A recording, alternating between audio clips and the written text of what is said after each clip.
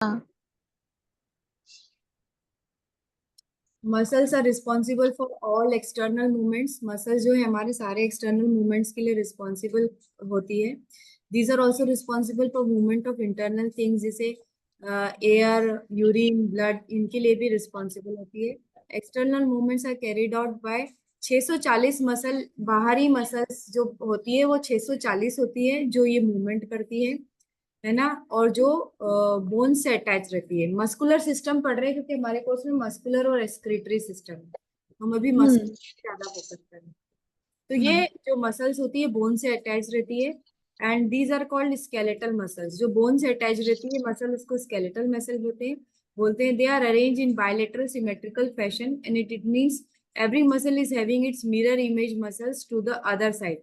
और हर मसल की मिरर इमेज मसल्स नीचे, जैसे ये ऊपर मसल है तो ये नीचे भी मसल हम्म। मसल होती है दूसरी साइड में, है ना। दे हाँ। Called as voluntary muscles. Voluntary यानी ऐच्छिक मसल भी बोलते हैं। And they work in order to materialize the cerebellum of coordinating many muscles simultaneously. cerebellum is a muscular coordination center. cerebellum जो होता है ब्रेन में वो मसल्स का अच्छा। कोऑर्डिनेशन सेंटर होता है, वो मसल्स हाँ। कोऑर्डिनेट करता है। Because of these skeletal muscles are maintain the posture stable against gravity. और ये मसल्स हमारे posture को मेंटेन करती है और इसके कारण हम स्टेबल रहते हैं। Internal movements are carried out by muscles which are basically one of the layer of the wall, any duct or tract. Example, respiratory tract, digestive tract, blood vessels, urinary tract, genital tract. These are called as smooth muscle. Internal movement जो carry करती है muscles, जैसे कि श्वसन तंत्र का, पाचन तंत्र का, यूरिनरी ट्रैक्ट का और जेनाइटल्स का जो करती है उसको स्मूथ मसल बोलते हैं। और ये हमारा ब्रेन का ऑटोनोमिक नर्वस सिस्टम इसको कंट्रोल करता है। तो स्केलेटल मसल को हमारा सेरिबेलम, सेरिबेलम जो होता है ब्रेन का सेरिबेलम पार्ट है, वो इसको कंट्रोल करता है। और जो स्मूथ मसल्स है उसको ऑटोनोमिक नर्वस सिस्टम कंट्रोल करता है। जितने भी तंत्र हमारे चलते हैं they are regulated by autonomic nervous system. दो प्रकार का ऑटोनोमिक नर्वस सिस्टम होता है, सिंपैथेटिक और parasympathetic nervous. Heart is also muscular organ and basically smooth muscle. Heart एक मस्कुलर ऑर्गन होता है और बेसिकली हार्ट एक स्मूथ मसल होती है और इसको कार्डियक मसल भी बोला जाता है। Grossly we can see the two parts of the muscle, one bulk and other is tendon. हाँ, एक बल्क होता है और एक टेंडन होता है।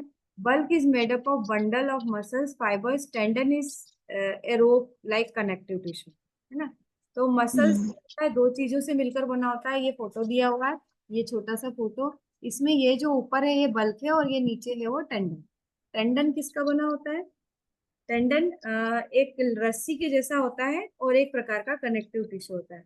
और जो बल्क होता है वो मसल फाइबर का गुच्छा होता है। The bulk is covered by pillow cover sheet, muscle sheet, है ना। बल्क जो है मसल शीट से कवर होता है। Muscles have different size and shape. Muscles का अलग अलग साइज और शेप होता है है ना। Different shapes like parallel, cruciform, circular, triangular, pennate. अलग अलग प्रकार की मसल होती है, कोई गोल होती है, कोई लंबी होती है, कोई ऐसी पत्ती जैसी होती है। अलग अलग प्रकार की है। फिजियोलॉजी क्या होती है मसल की? Muscles are four important property. चार इंपॉर्टेंट प्रॉपर्टी होती है मांसपेशियों की। Electric and excitability, it means that response to electrical stress, electrical stimuli को रिस्पॉन्स करती है। मसल कॉन्ट्रैक्ट होती है। मसल के एक्सटेंशन, जैसे मसल होती है तो उसको एक्सटेंशन बोलते हैं। Ability to extend and stretch state, मतलब स्ट्रेच भी होती है और एक्सटेंड भी होती है। और इलास्टिसिटी का भी एक फंक्शन होता है, इलास्टिक भी होती है। और एबिलिटी, और अपने शेप में वापस भी हो जाती है। तो चार फंक्शन होते हैं मसल्स के। पहला होता है इलेक्ट्रिकल, एक्साइटेबिलिटी, कॉन्ट्रैक्टिबिलिटी, एक्सटेंसिबिलिटी और एक्सटेंड भी होती है, कॉन्ट्रैक्ट भी होती है। ये सारी चीजें मसल्स में होती है। for the contraction of muscles. ये contraction is an active phenomena. It is followed by motor signal coming from brain. Brain से मोटर सिग्नल जब मसल्स में आते हैं तो मसल कॉन्ट्रैक्ट करती है। Contraction of muscle leads to motion. और जब भी हम मसल को कॉन्ट्रैक्ट करते हैं तो मोशन करते हैं। The bulk of muscle is reduce in its size and the tendon pulls the bone. Muscles का बल्क छोटा हो जाता है और जो उसका टेंडन वाला पार्ट है वो उसको आगे बढ़ाता है, ठीक है। Every muscle is having opposite muscle for bicep and tricep oppose. जैसे ये बाइसेप और ट्राइसेप है इसके अपोजिट मसल है. So when one muscle contracting the other remains relax. एक पोर्शन कॉन्ट्रैक्ट होता है और दूसरा रिलैक्स हो जाता है. जैसे आप ट्राइसेप लगा रहे हो, यहाँ पर ये कॉन्ट्रैक्ट हुआ, ये रिलैक्स हो गया, ये वाला कॉन्ट्रैक्ट हुआ, ये रिलैक्स. ऐसे ऐसा रहता है. एक पोर्शन कॉन्ट्रैक्ट होता है तो दूसरा रिलैक्स हो जाता है. फ्लेक्शन का मतलब होता है मसल को स्ट्रेच करना, और एक्सटेंशन का मतलब होता है अगेंस्ट फ्लेक्शन एंड एक्सटेंशन. दो दो चीजें होती है. ठीक है. The type of contraction in which muscle length is reduced. ऐसा कॉन्ट्रेक्शन जिसमें मसल की लेंथ को अपन छोटा करते हैं उसको आइसोटोनिक कॉन्ट्रेक्शन कहते हैं. We can consider two type of resistance for isotonic. One from the stiff opposite muscle. Stiffness is the result of chronic stress and laziness.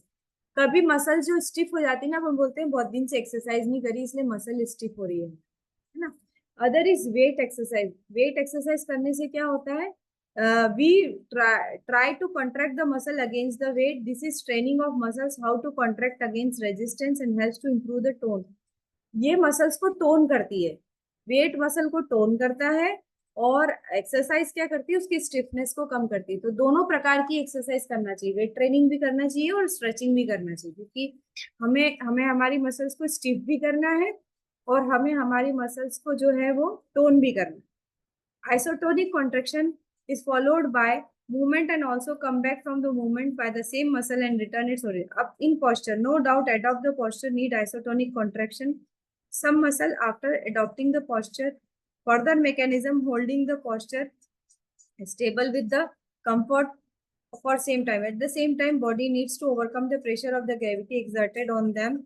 In such condition, some other muscles group follow the particular contraction in which length remains as it. But जैसे कि Vakrasana, Natarajasana, hundreds of muscle adopt such type of contraction to stabilize the posture.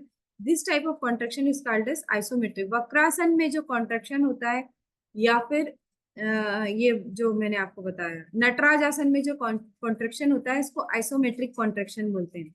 ये muscles की toning में बहुत important होता है. जब आप नटराज आसन लगाते हैं या वक्रासन लगाते हैं तो उससे मसल टोन होती है ना.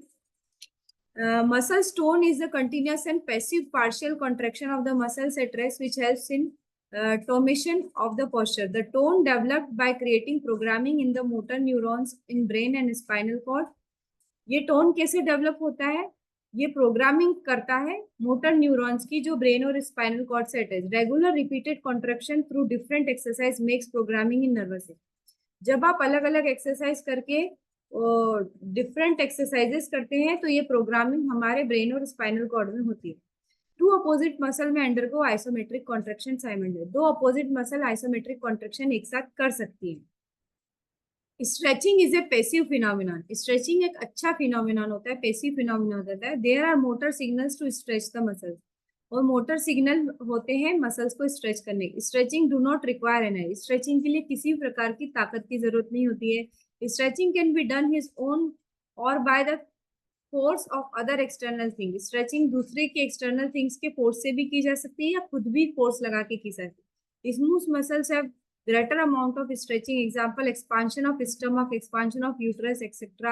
in the pregnancy. Smooth muscles जो होती है वो ज्यादा स्ट्रेचिंग कर सकती है. Regular stretching improve. जब आप मसल्स को रेगुलर स्ट्रेच करते हो तो आपकी फ्लेक्सिबिलिटी बढ़ जाती है ना, आपकी मसल्स ज्यादा फ्लेक्सिबल हो जाती है और मोशन उसका बढ़ जाता है, उसका रेंज ऑफ मोशन बढ़ जाता है. Many times muscle remain contracted at rest due to chronic stress and lack of exercise.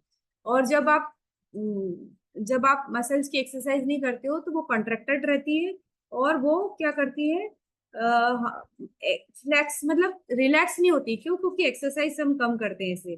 Suppose one has to follow Paschimottanasana which is the in which the knee is extended. अगर किसी को पश्चिमोत्तानासन करना है जिसमें नी को एक्सटेंड किया गया है तो quadricep contract strongly extend the नी. जब क्वाड्रिसेप कॉन्ट्रैक्ट होते हैं तो वो नीज को एक्सटेंड करते हैं. At the same time for complete extension hamstring should be stretch, और हैमस्ट्रिंग मसल स्ट्रेच होना चाहिए. If it remains stiff even quadriceps have ability to extend the knee. अगर हैमस्ट्रिंग मसल अगर फिक्स रहती भी है तो क्वाड्रिसेप्स में एबिलिटी रहती है कि वो नीज को एक्सटेंड करें, and they can not do so by force, और उसको फोर्सली आप नहीं करवा सकते. If one try to follow it, the hamstring muscle may get injured. अगर आप जबरदस्ती कोई भी चीज करते हो तो हैमस्ट्रिंग मसल आपकी injure, so not to force but improving the qualities of muscle we need to range the motion. हमको क्वालिटी इंप्रूव करने के लिए मोशन को इंप्रूव करना पड़ता है। One of the first day that muscles may not be stretched completely. Do as comfort. The pain arises. Stop the movement. जब भी आपको पेन होने लगे वहां तक आपको जाना है और फिर उस मूवमेंट को स्टॉप करना है। फिर पेन होने लगे वहां तक आपको जाना है और फिर उस मूवमेंट को स्टॉप करना है, यदि आपको किसी भी मसल को स्ट्रेच करना है तो। अब इसमें सम ऑफ द फैक्ट अबाउट, अब इसमें योगा और ये कर लेते हैं अपन, फटाफट, टाइम नहीं है। Muscular system and yoga. Stretching and contraction are two important activities. Practice asanas can be considerably skillfully. Gentle stretching effective isometric exercise. In other regular activity, part of the complete stretching of muscle fiber is significantly indoor, especially 30 years. Many people live with the stiffness and different muscles of the body. बहुत 30 साल के बाद लोग बहुत stiffness से रहते हैं, तो कौन कौन सी एक्सरसाइज करना चाहिए? बिगिनिंग में आपको क्या करना चाहिए? अर्ध हलासन, भद्रासन विथ फॉरवर्ड बेंडिंग, योग मुद्रा, कटिवल्कासन, वक्रासन एंड कोणासन। और एडवांस स्टेजेस आपकी जो है नौकासन, हलासन, पश्चिमोत्तानासन, पाद हस्तासन, अर्ध मत्स्येंद्रासन, मयूरासन और बकासन, ये एडवांस स्टेज में करना चाहिए। ये इंपॉर्टेंस ऑफ एब्डोमिनल मसल्स इन योग। ये एब्डोमिनल मसल्स को इंप्रूव करने के लिए शुरुआत में अर्ध हलासन, भद्रासन, भद्रासन विथ फॉरवर्ड बेंडिंग, योग मुद्रा, कटी वक्रासन, वक्रासन और कोणासन करना चाहिए। और एडवांस, जब आप एडवांस आपकी हो जाए तो हलासन, नौकासन, पश्चिमोत्तानासन, पादहस्तासन, अर्धमत्स्येंद्रासन, मयूरासन और बकासन करना चाहिए। अब इसमें एक चार्ट दिया हुआ है, ये मैं पढ़ के बता देती हूँ क्योंकि है तो टॉपिक बहुत बड़ा। Muscles associated movement off shoulder. Shoulder के मूवमेंट के लिए कौन सी मसल्स एसोसिएटेड होती है? पेक्टोरिस मेजर, लेटिमस डॉर्सी, इसको अपन कल कर लेंगे, टाइम नहीं है अभी, नेक्स्ट सेशन अलाइंड है। ये मसल्स के जो योगा वाला पार्ट है इसको अपन कल कर लेंगे क्योंकि 47 है। योगा वाला पार्ट है ना जो, एबडक्शन के लिए कौन सी मसल है, फ्लेक्शन के लिए कौन सी मसल रिस्पॉन्सिबल है, ये कल आराम से करेंगे, क्योंकि इट विल टेक टाइम। ये बहुत लंबा चार्ट दिया हुआ है, इसमें इतना लंबा चार्ट दिया हुआ है, इसको समझना पड़ेगा, है ना। थैंक यू, तो अपन मिलते हैं। Okay, thank you.